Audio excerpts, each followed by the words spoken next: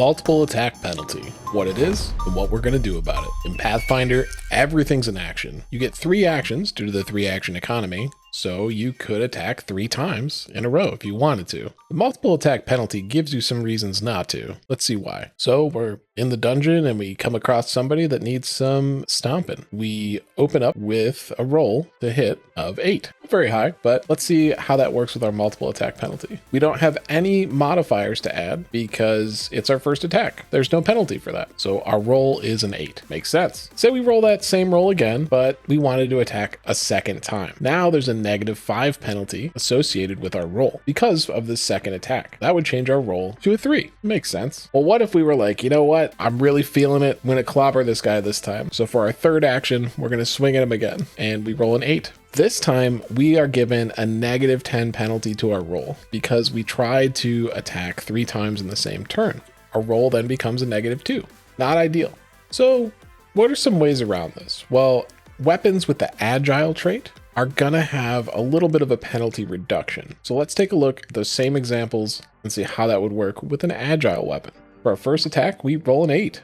We then strike up no negative modifiers because it's our first attack. So we get an 8. No change there really. Our second attack, we roll an 8 again. This time, instead of a -5 penalty, we only have a -4 penalty because we're using an agile weapon. That brings our total to 4. Great. Say we want to get him one more time. That third attack, we roll an 8 once again. This time, instead of a -10, we're going to have a -8 modifier, and that's going to change our roll to a 0. Agile weapons are really great if you're going to want to swing more than twice in a turn, or just good overall.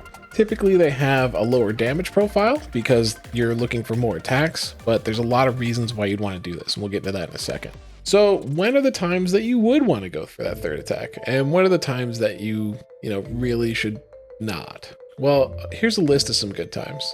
If your opponent is flat-footed, also known as off guard in the second edition of the game, if you have a bard that's inspiring courage, or you're using agile weapons, or if you're going for crits rather than just, regular hits, the more opportunities you take, the better. And especially if you're fighting like low AC enemies.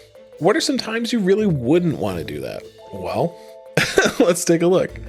If you can't hit the guy to begin with a 0 to your negative modifiers, probably should stop trying to hit him. Two-handed weapons are kind of set up to be like a 1 and done, or maybe 1 and 2 at most kind of thing. So going for that third attack doesn't really make sense. Buffs make everything better. Every +1 in Pathfinder matters. So going in without buffs probably isn't a good time to make that third attack. So there's so many things that the multiple attack penalty does not apply to. And I can't emphasize it enough that is so key to the game, because it's something a lot of people forget. You get into an RPG and you go, okay, well, I move and I attack, and maybe I get a bonus action. In Pathfinder, that is not the case. You are in control of everything. So here's some things that multiple attack penalty doesn't apply to that are good to remember. So if you have a spell that causes an enemy to make a saving throw, that doesn't have the attack trait in it. So you're all set. You can make an attack, no negative modifiers,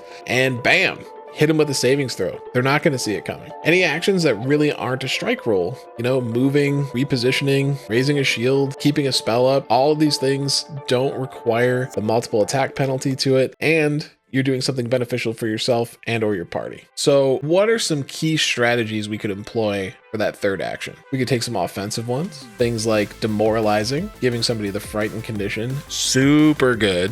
Feint, give somebody off guard. Million ways to give somebody off guard, but that is a really good way to do it if you have an extra third action and you have a character set up to execute it. Tumble through. So this is one that a lot of people either overlook or forget about. If you're going to pass through an enemy square, you have to tumble through it, which is basically making an agility check and seeing if you can get around them without much of an issue. Flanking in this game is just as good as it ever was. Getting a +1 or giving them a -1 is solid gold in this game, so make sure you're not forgetting about it. What else can we do though? We we could set ourselves up for our next turn, right? So sustaining a spell, swap to like an agile weapon so you can get more opportunities with that third attack next round. Drink a buff. You know, there's tons of great potions in this game, and I love alchemists for that reason because they have access to so many of them. Taking advantage of that time to set yourself up for that next turn by buffing yourself is huge.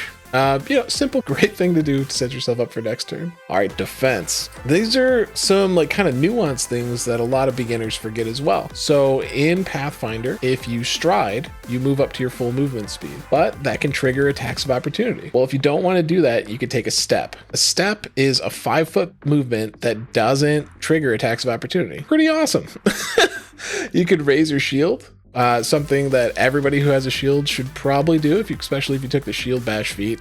And you can move to cover or flank. Cover something people forget a million times. I know I forgot about moving to cover and the cover rules for such a long time, but they really add a nice layer to the game. Hey guys, thanks for watching. This is GM Dread Teaches. Please subscribe and like for more content coming up soon.